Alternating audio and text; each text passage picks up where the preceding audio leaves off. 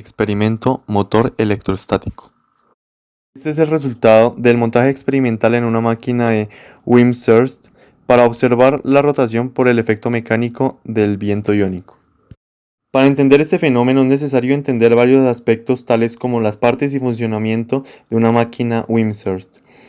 Al igual, comprender el fenómeno o efecto del viento iónico y cómo éste se produce.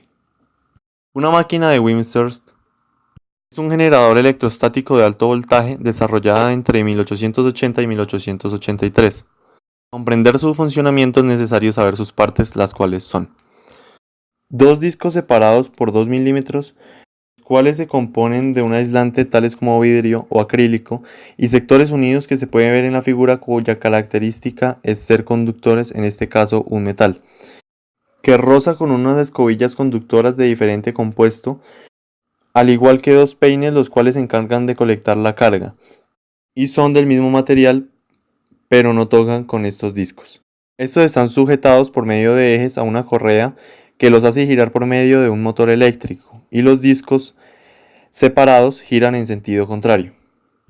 El peine colector de cargas está conectado a dos botellas de Leyden, los cuales son capacitores y almacenan la carga recolectada. Por último, dos esferas conectadas a las botellas de Leyden, las cuales al unir sus puntas generan una descarga para igualar las cargas provenientes de los capacitores.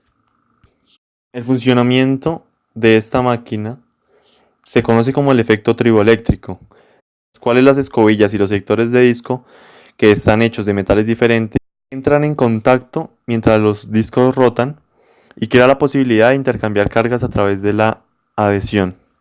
Con este efecto triboeléctrico que separa las cargas, por lo cual los electrones ya separados son captados por los colectores y se almacenan en los dos dispositivos o botellas de Leyden.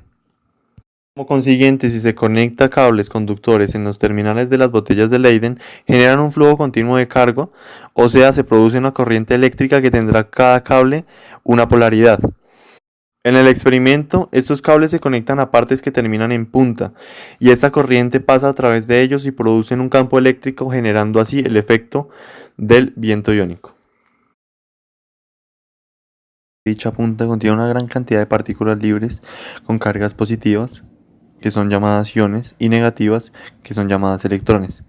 Estas cargas, cuando se encuentran cerca de la punta, experimentan una fuerza eléctrica muy grande y se puede expresar en varias maneras.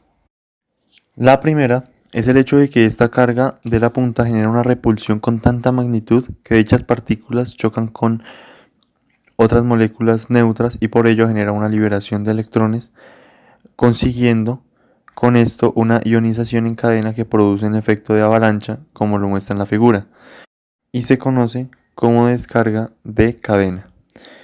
La segunda manera que explica también el viento iónico es como muestra la figura, que dentro del aire existen moléculas neutras, como por ejemplo nitrógeno y oxígeno, y pueden polarizarse como efecto de cadena, de modo que cada partícula se polariza, generando así una fuerza en dirección externa a la punta metálica.